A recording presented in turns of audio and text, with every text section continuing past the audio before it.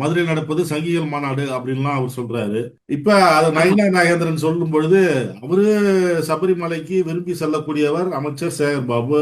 ஆனா அவர் இருக்கிற இடம் அந்த மாதிரி இடம், அதனாலதான் அப்படி பேசுறாரு அப்படிங்கிறார். உண்மையை அவர் பேசுகிறார் என்பதை இப்படி சொல்றார் போல இருக்கு. ஏன்னு கேட்டீங்கன்னா, நீ இப்படிப்பட்டவன் எங்க சேகர்பாபு தெளிவாக சொல்கிறார். சபரிமலை கோயிலுக்கு போனாலும் சரி, திருப்பதி கோயிலுக்கு போனாலும் சரி, இன்னும் இருக்கின்ற கோயில்கள் எதற்கு போனாலும் சரி, உண்மையை பேசுவது சங்கிகளுக்கு பிடிக்காது. ஏன் சங்கிகளின் மாநாடுன்னு சொல்றாரு? அவர் சொல்றதுக்கு ஒரு அர்த்தம் இருக்கு. நீங்க நல்லா தெரிஞ்சுக்கணும். மாநாட்டுக்கு வரக்கூடியவர்கள்லாம் யார் யாரு? யூபியில இருந்து அவருடைய யோகி எல்லாம் வராரு. யோகி வராரு. இன்னும் பிஜேபியினுடைய சில தலைவர்களும் வராங்க. இங்க அமித்ஷா எல்லாரும் வந்து கலந்துக்கிறாங்களாம். இவர்கள் என்றைக்காவது முருகனை பற்றி பேசியிருக்கிறார்களா? முருகனை நினைச்சிருக்காங்களா? ஏன்னா முருகனை பத்தி என்ன சொல்லிருக்காங்க தெரியுமா? ஒரு பிஜேபிக்காரன், அது ரொம்ப கொடுமையானது.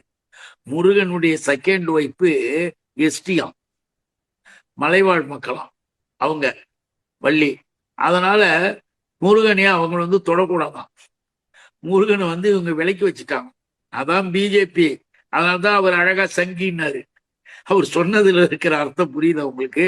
இவனுங்க நம்ம முருகனையே ஒதுக்கி வச்சுட்டு இன்னைக்கு ஓட்டு வாங்குறதுக்காக நாடகம் நடிக்கிறதுக்கு வந்திருக்கானுங்க என்பதை அழகாக அவருடைய பாணியில் சொல்லியிருக்கார்.